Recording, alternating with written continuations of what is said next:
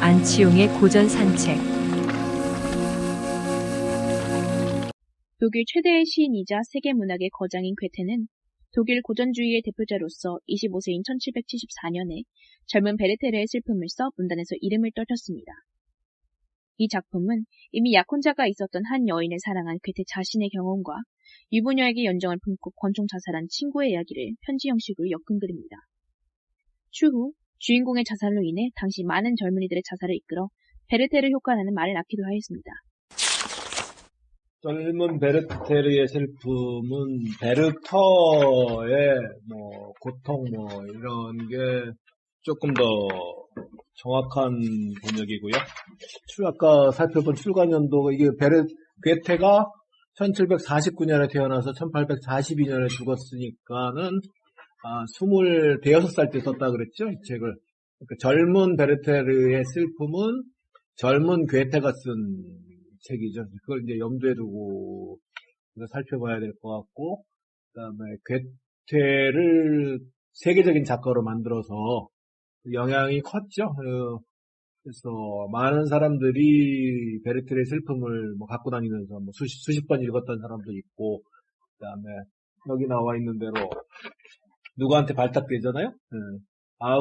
카를 아우구스트 대공한테 발탁되게 하기도 하고 돈도 많이 받고 평생 후원도 받고 나폴레옹 만나가지고 또 이 책 가지고 토론도 하고 나폴레옹도 이거 가지고 다녔다 그러더라고요. 여러 번 읽었다 그러고 우리나라에서도 영향을 미쳤죠.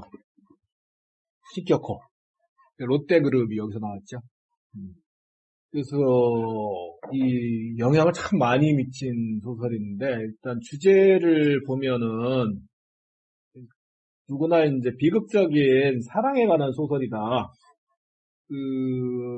사랑에 관한 얘기고 자살을 하고 그다음에 소위 비련이니까 이제 사랑에 관한 소설로 봐야죠. 무엇보다. 그래서 예컨대 여기 나와 있던 대로 실제로 자기 자신이 갖고 있던 누구죠?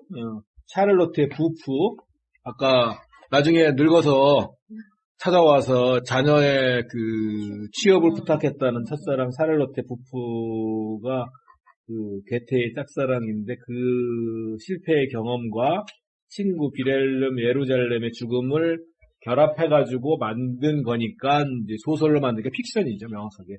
픽션인데 비련과 죽음이 결부되니까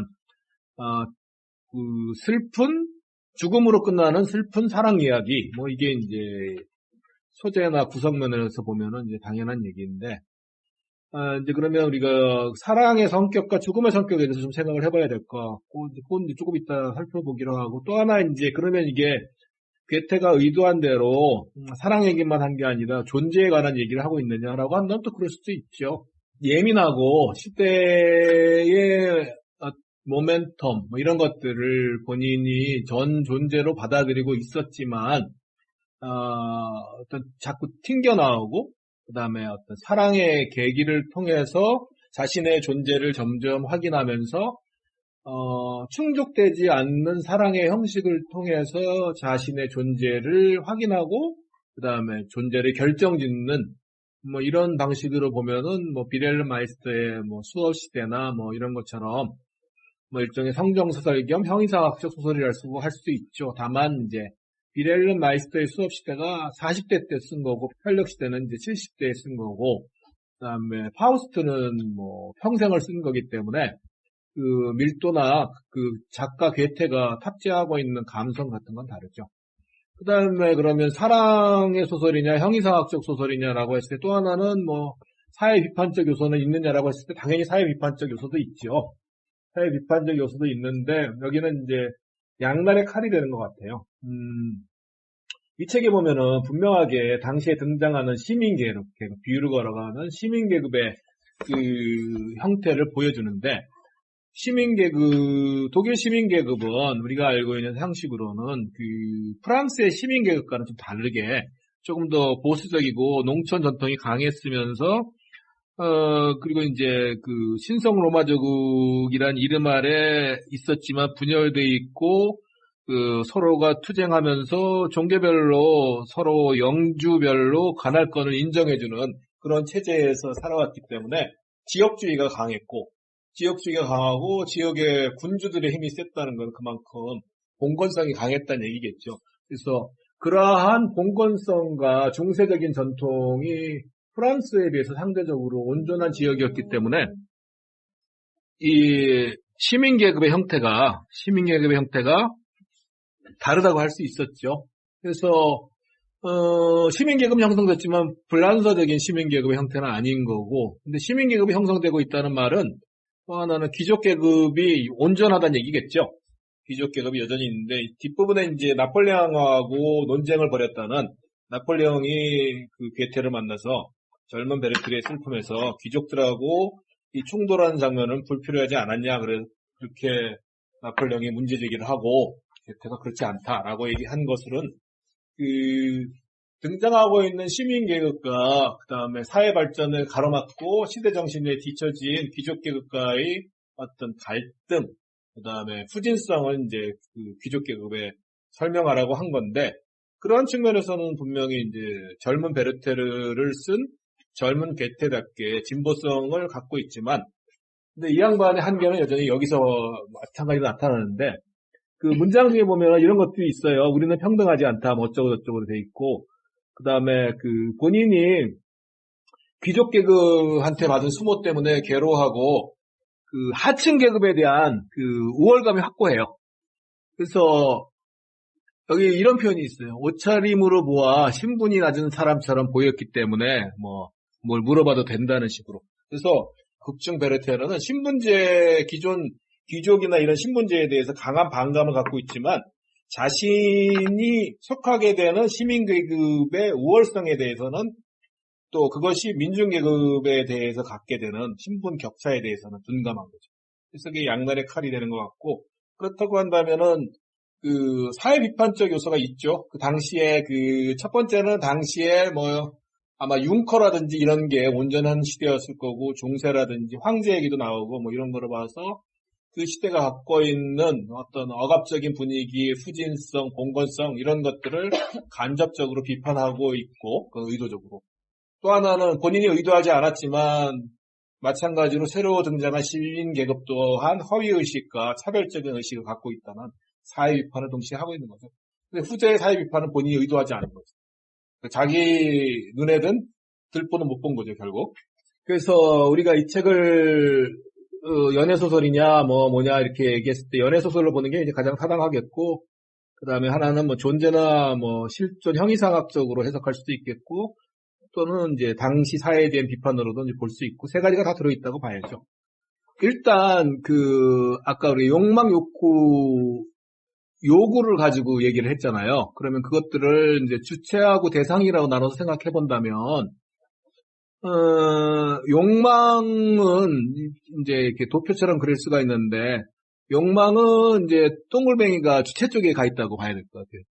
그 다음에 요구는 해소되는 것이기 때문에 격차의 대상하게 가 있는 것이고, 그 다음에 욕구는 주체와 대상에 걸쳐져 있다고 보이는데, 욕망이라는 거는 본원적으로 충족될 수 없는 거기 때문에 주체와 대상에 있어서 그 시발, 이그나이트 하는 것을 주체에서 시작해서 대상으로 가지만 대상에서 튕겨나와서 주체로 되돌아가는 구조를 이룰 거라고 봐요. 그러면 근원적으로 욕망을 채울 수가 없겠죠. 왜냐하면 대상에서 항상 튕겨나오기 때문에. 욕구는 충족을 전제로 한다고 할 때 주체에서 시원해서 대상에서 수용됨으로써, 또 대상이 또 다른 그 신호를 보냄으로써 주체가 수용함으로써 상호 충족적인 구조를 취할 수 있다면, 요구 측면은 마찬가지로 주체가 시원해야 되지만은 대상의 수용으로 해소가 된다고 볼 때는 이제 중점이 이렇게 대상에게 가겠죠. 그래서 이 그림을 이렇게 그리면 이 동글뱅이가 이제 옮겨가는 구조가 될 수 있다고 볼 수 있겠죠. 이게 락강식의 해석은 아니고요. 제 해석인데, 락강식 용어로 우리가 풀어서 그 얘기를 하면 이렇게 할 수 있을 것 같아요. 그러니까 대상에서 미끄러져서 주체로 환원되는 욕망이고, 그런데 주체는 대상에 의존할 수밖에 없는, 또는 조금 더 그 비스무리한 용어를 쓰면, 그러나 주체는 항상 대상에 미끄러워 매여 있는, 이러한 구조가 이 소설에 드러나고 있는 욕망의 틀 같은 게 아닐까, 이렇게 좀 생각을 해봤고요.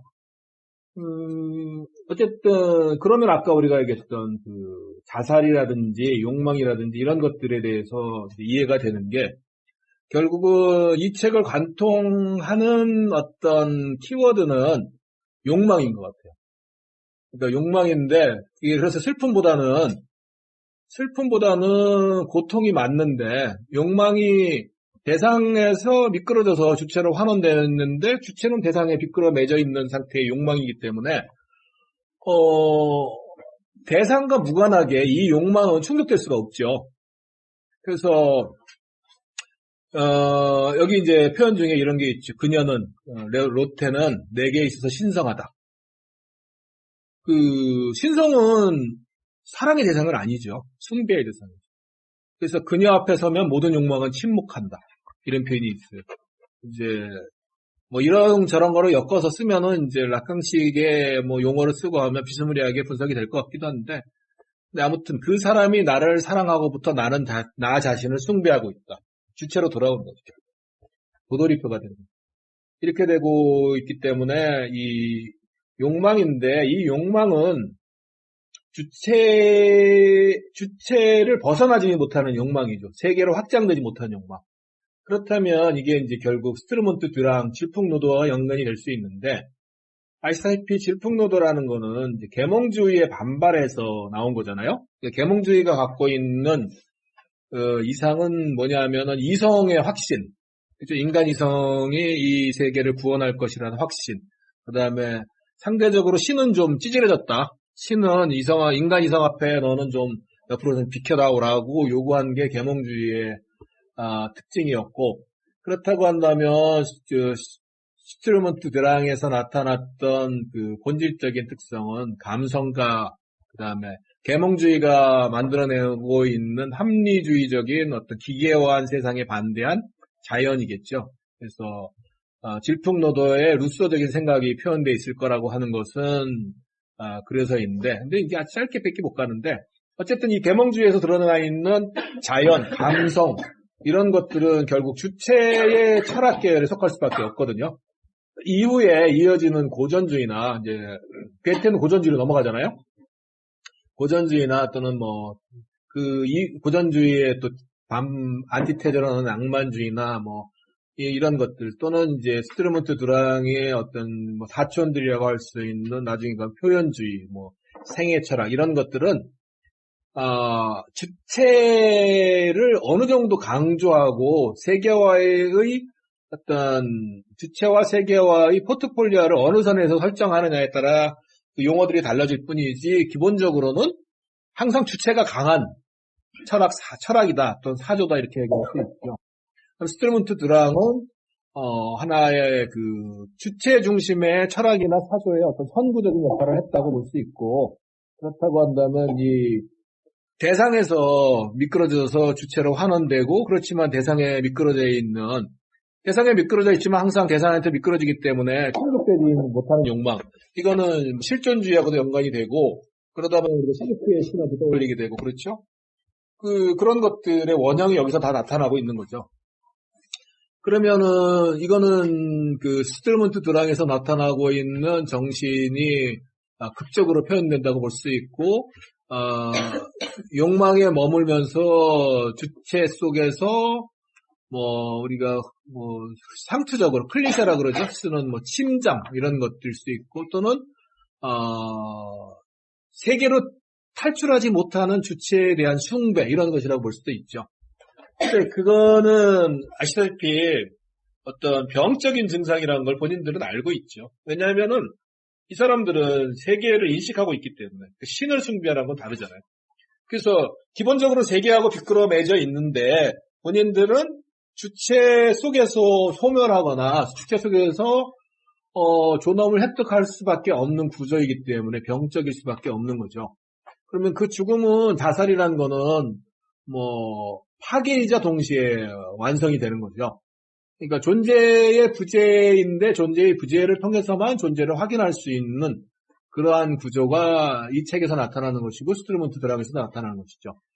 그러면은 이것이 욕망이나 어떤 뭐 스트루먼트 두랑을 통해서 파악한 자살의 구조라고 한다면 그냥 텍스트 중심으로 파악해서 롯데와의 관계에서는 어떤 것일까 하면은 연애소설의 관점에서 이 자살은 뭐 본문에서 나타나 있는 설명을 뭐 그냥 다 전적으로 인용하면 될 것 같아요.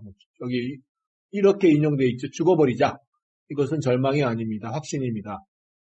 지금까지 참고 견디다가 당신을 위하여 목숨을 바친다는 확신. 죽음으로써 롯데 속에 이제 자신을 남긴다는 생각이 있는데 이게 그냥 세상 얘기로 하면은 참 심각한 얘기죠. 세상 얘기로 하면. 근데 우리가 잊지 말아야 할 것은 이거 문학이라는 거. 문학이기 때문에 이제 가능한 것이고 문학 속에서 세계에서 나타나는 병적이고 이상한 사건들을 어떤 필터링을 통해서 문학적 장치로 형상화하는 거잖아요. 그래서 나를 둘러싼 온 세계가 소멸했을 때 어떤 사랑에 실패한 청년이 택할 수 있는 수단이 무엇이었을까? 뭐 이런 것들은 뭐 적절한 뭐 결말이라고 할 수 있죠. 그다음에 이제 저는 이제 궁금했던 게 아까 이제 물어봤던 것도 이 롯데라는 여성에 대해서 우리가 지금쯤은 좀 다른 관점의 분석도 나올 수 있지 않는가. 더더구나 이제 페미니즘이 요즘처럼 주목받고 있는 시대에 롯데라는 여성은 어떻게 분석될 수 있을까?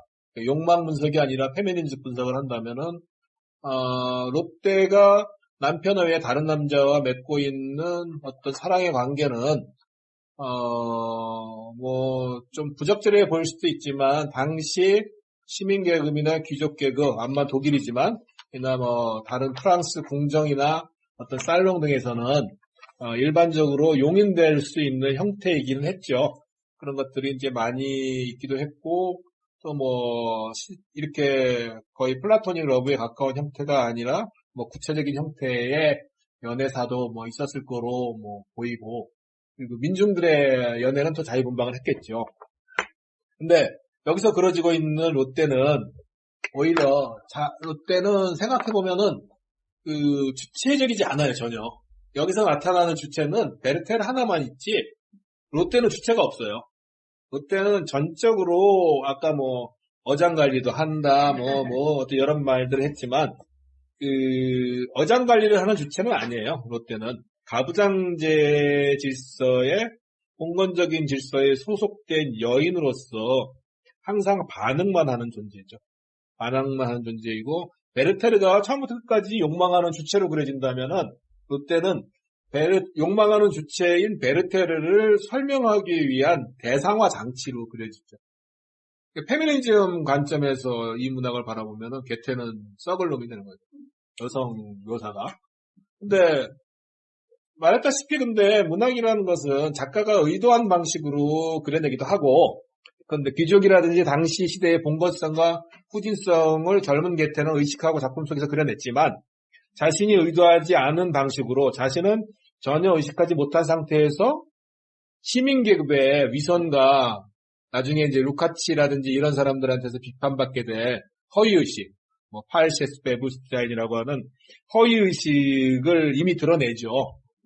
근데 본인이 의도하지 않은 거죠. 전혀 본인은 생각도 못했던 거죠. 마찬가지로 페미니즘 관점에서 보면 롯데라는 여인을 아주 이상적이고 지고지순한 여성으로 그려내고 있는데 천사로 그리고 있잖아요. 천사로 그리고 있어가지고 이 작품을 보면은 우리가 현실에서 보는 여인은 몸을 가지고 있는 여인, 영혼만 있는 여인을 그리고 있어요. 롯데를 영혼만 그리고 있는 여인으로 그림으로써 오히려 세상에서 추방하고 그러면서 대상화해버립니다.